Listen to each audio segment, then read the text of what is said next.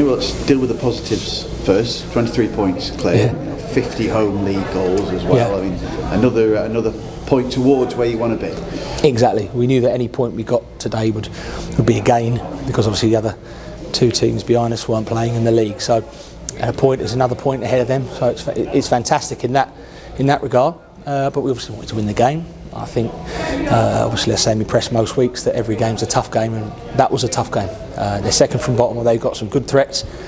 The new interim managers obviously got them playing and believing in themselves, and after 30 seconds, you're thinking, okay, anyone who did think it might be a bit of an easy day out, proved them wrong. So obviously our supporters and us inside our camp, we knew how tough it was going to be.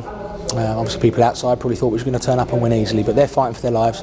They've got some good players, and in the end it just turned a bit like basketball, and as much as we had the ball, I thought one thing they did really well, Ebssfleet, was when they did win it back deep, they completed the first pass and they had pace to counter with us, and I thought they counter-attacked us really well.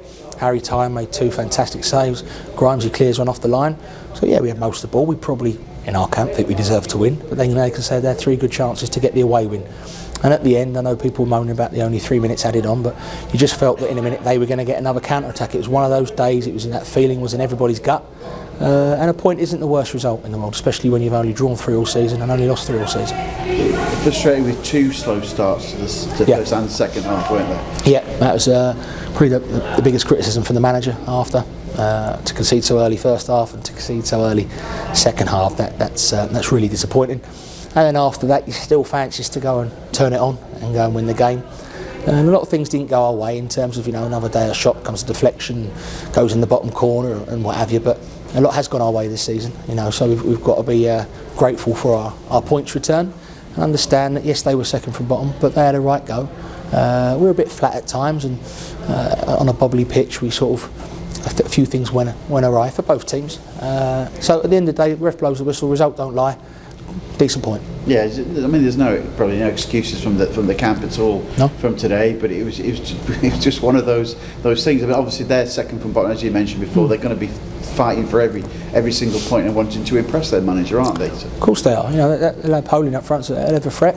They changed their shape. We went 2-1 up, and they had Bingham out on the left, and they started as a 2 up front and gave us something different to think about. And like I say, I thought they counter-attacked us ever so well. A lot of it was probably our own doing at times, from giving it away or making some iffy decisions. But these players have been fantastic all season, so you can allow them the odd bad decision within a game. And what was great is that if you can see the reaction, sort of Tom Naylor, when they did counter, everyone sprinted back, everyone tried to get behind the ball, and that's the work ethic that's got us to where we are this year. So 23 points clear. A lot more games to come of that nature, where they'll be tough because teams ain't going to come in and roll over. Do you think the second goal shocked the side a little bit? Made them a bit flat. Really? I think that does any team. Especially we come out and we think, okay, can we add a third goal, add a fourth? And you always think that positive vibes when you come out for a second half when you're winning, and then they sort of hit you with that and go, okay, actually it's not going to be that plain sailing. And then after that, they had a few good chances. And in this, we're really tough. We go 3-2 down. We've done it before, by the way, but we didn't want to have to do that today. So at 2-2, we were going for the win, of course.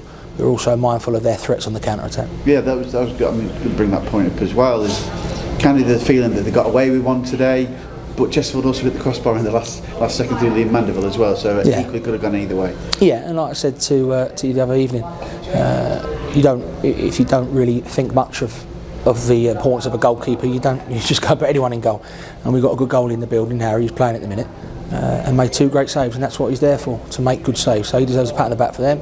Grimesy, like I say, for that recovery run, the clear one off the line. The way we defended things at times was great. There's other times we could have done things better. Of course there is. But when you come away with a point and you look at the league table, you go, it wasn't a too bad day at the office. But even if we'd won 4-0, we'd still analyse, look back and try and improve things going into Bromley. Was there a thought to bring in Joe quickly on? I think we felt Will was doing okay out there. The gaffer felt that a few lads looked a little bit tired because 3 games in a week's tough for anyone. So maybe there's a little bit of mindfulness of that, of bringing on a few fresh legs for lads that maybe looked a bit jaded. And they look jaded because they're running their socks off. They're working their absolute socks off.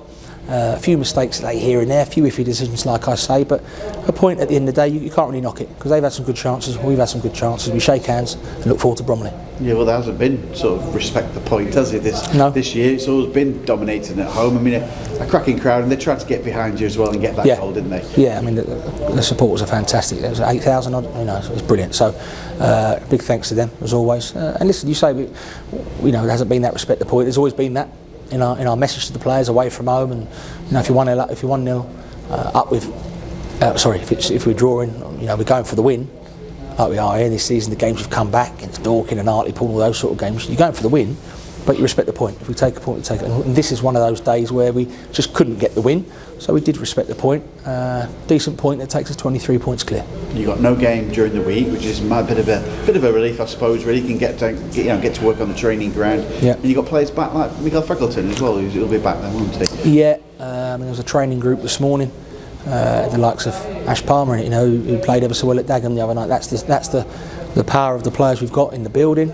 The manager makes the call when to chop and change to keep people fresh, and it's working. You know, it's working. All those players are chomping at the bit to play. I'm sure there'll be some changes for Bromley, but it's great to have Frex back. He looked like his old self today. You know, he looked fit. That's what I mean by that. He looked free of injury, and he'll certainly be travelling down with us to Bromley. No problem.